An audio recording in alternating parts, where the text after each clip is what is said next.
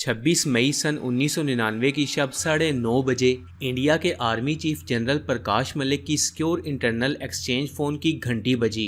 Phone की दूसरी जानिब इंडियन इंटेलिजेंस रॉ के सेक्रेटरी अरविंद दोवे थे।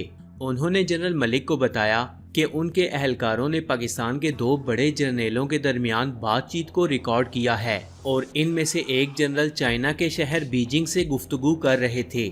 फिर उन्होंने रिकॉर्ड शुदा गुफ्तगू के हिस्सों को जनरल मलिक को पढ़कर सुनाया और कहा कि इसमें पोशीदा मालूमात हमारे लिए अहम हो सकती हैं। बाद में जनरल मलिक ने इस फ़ोन कॉल के बारे में बताया कि अरविंद दोवे दरअसल ये फ़ोन फौजी इंटेलिजेंस के डायरेक्टर को करना चाहते थे, लेकिन उनके सेक्रेटरी ने गलती से इनका राब्ता मुझसे करवा दिया। लेकिन जब इन्हें पता चला कि DGMI की बजाय फ़ोन पर मैं हूँ तो वो बहुत शर्मिंदा हुए। मैंने इनसे कहा कि वो मुझे इस फ़ोन की पूरी बातचीत को फौरी तौर पर टेक्स्ट की शक्ल में भेज दें। जनरल मलिक बताते हैं कि पूरी चैट को पढ़ने के बाद मैंने अरविंद दोवे को फ़ोन किया और कहा कि मेरे ख्याल में ये बातचीत हमारे लिए काफ़ी मुफीद साबित हो सकती है। जनरल मुशर्रफ जो उस वक्त चीन के दौरे पर थे और वहीं से वो पाकिस्तान में मौजूद एक सीनियर पाकिस्तान आर्मी जनरल से बात कर रहे थे। मैंने दोवे को मशवरा दिया कि आप इन टेलीफोन नंबर्स को रिकॉर्ड करना जारी रखें और इन्होंने इस पर अमल किया। जनरल मलिक ने बताया कि ठीक 3 दिन बाद रॉ ने दोनों जर्नलों के दरमियान एक और कॉल को रिकॉर्ड किया, लेकिन इस बार DGMI या मुझसे मुश्तरक करने की बजाय उन्होंने ये मालूमात बराह रास्त नेशनल सिक्योरिटी के मुशीर ब्रजेश मिश्रा और वज़ीर आज़म अटल बिहारी वाजपेयी को भेज दी। 2 जून को जब मैं वज़ीर आज़म अटल बिहारी वाजपेयी और ब्रजेश मिश्रा के साथ बहरिया की तकरीब में शिरकत के लिए मुंबई गया तो वापसी पर वज़ीर आज़म ने मुझसे ताज़ा तरीन इंटरसेप्टर्स के बारे में सवाल किया। उस वक्त ब्रजेश मिश्रा को एहसास हुआ कि मैंने तो उसे देखा ही नहीं। वापसी पर इन्होंने इस गलती को दुरुस्त किया और मुझे ट्रांसक्रिप्ट इरसाल कर दी। ये वाक़या बताता है कि इंडियन इंटेलिजेंस हर शख्स के साथ मालूमात शेयर करने की बजाय उसे चंद आला सतह के लोगों तक ही महदूद रखने की कोशिश कर रही थी ताकि मुश्किल हालात में उनकी बालादस्ती कायम रहे। पाकिस्तान से चाइना के शहर बीजिंग के अंदर जनरल मुशर्रफ को कॉल की गई और कॉल करने वाले शख्स का नाम अजीज़ था। अजीज़, ये पाकिस्तान है, कमरा नंबर 83315 से हमारा राब्ता करवाएं। मुशर्रफ, हेलो अजीज़। अजीज़, ग्राउंड सिचुएशन ओके है और कोई तब्दीली नहीं। उनका एक MI-17 हमने मार गिराया है। क्या आपने कल की खबर सुनी कि मियाँ साहब ने अपने इंडियन हम मनसब से बात की है? उन्होंने उनसे कहा है कि मामले को आप लोग तूल दे रहे हैं। फ़िज़ाइया को इस्तेमाल करने से पहले आपको ज़रा इंतज़ार करना चाहिए था। हम कशीदगी को कम करने के लिए वज़ीर ख़ारजा सरताज अजीज़ को दिल्ली भेज सकते हैं। मुशर्रफ, ओके। क्या ये MI-17 हमारे इलाके में गिरा है? अजीज़, नहीं सर, ये उनके इलाके में गिरा है। हमने इस हेलीकॉप्टर को गिराने का दावा नहीं किया, बल्कि हमने मुजाहिदीन से उसे गिराने का दावा करवाया है। मुशर्रफ, अच्छा किया। अजीज़, लेकिन सर ये मंजर काबिले दीद था। हमारी आंखों के सामने उनका हेलीकॉप्टर जा गिरा। Musharraf, well done. क्या इसके बाद उन्हें हमारी सरहद के पास परवाज़ करने में दुश्वारी पेश आ रही है? वो खौफज़दा है या नहीं, उस पर भी नज़र रखो। क्या अब वो हमारी सरहद से दूर रहकर परवाज़ कर रहे हैं? अजीज़, हाँ सर, उन पर बहुत दबाव है। हेलीकॉप्टर गिराने के बाद उनकी परवाज़ों में कमी हुई है। मुशर्रफ, बहुत अच्छे, फर्स्ट क्लास। 1 जनवरी तक वज़ीर आज़म अटल बिहारी वाजपेयी और सिक्योरिटी काउंसिल कमेटी को ये टेप सुनवाई जा चुकी थी। 4 जून को इंडिया ने इस टेप को उनके ट्रांसक्रिप्ट के साथ वज़ीर आज़म नवाज शरीफ को सुनाने का फैसला किया। अगर मुशर्रफ की बातचीत को रिकॉर्ड करना इंडियन इंटेलिजेंस की बड़ी कामयाबी थी तो नवाज शरीफ तक इन टेप्स को पहुंचाना कोई कम बड़ा काम नहीं था। सवाल उठा कि इन हसास टेप को लेकर इस्लामाबाद कौन जाएगा, और आखिरकार इस काम के लिए मशहूर सहाफ़ी RK मिश्रा को मुंतखब किया गया, जो उस वक्त ऑस्ट्रेलिया में था। उसे इंडिया बुलाकर ये जिम्मेदारी सौंपी गई।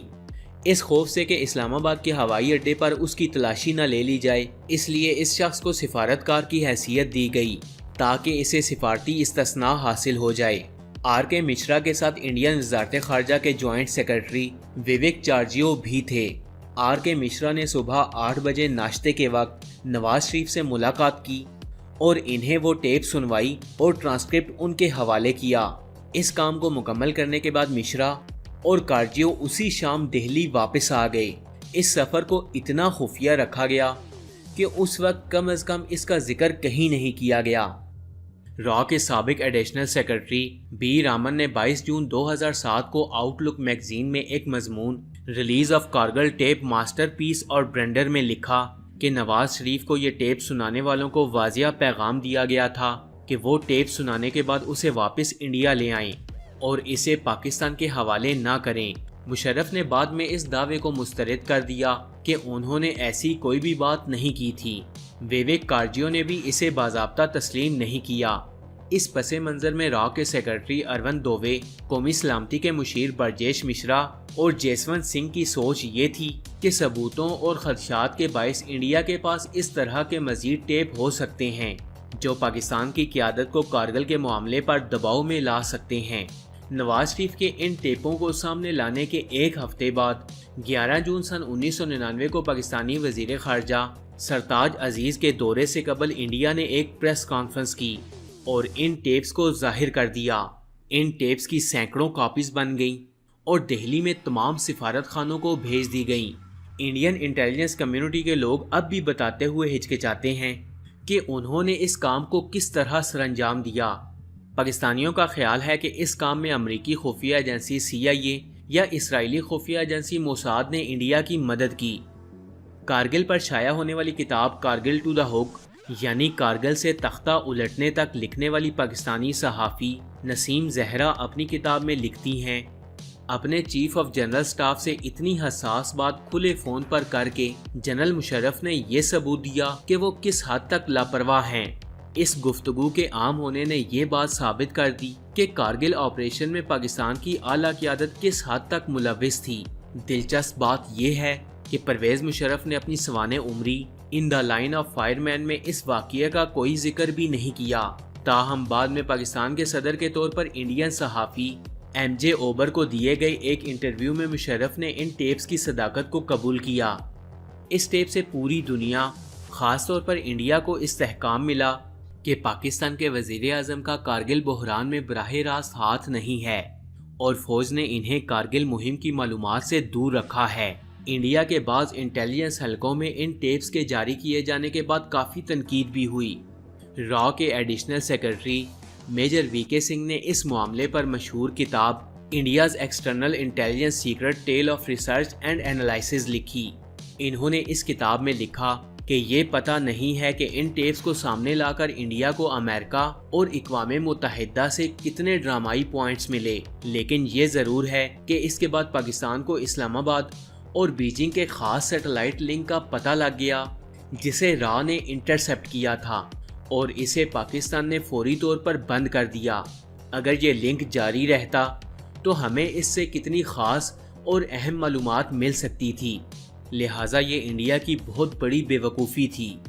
लेकिन दूसरी तरफ इंडिया के एडिशनल सेक्रेटरी बी रामन का ख्याल था कि इन टेप्स को आवाम के सामने लाना नफसियाती जंग में जीत हासिल करने का सबसे बड़ा नमूना था।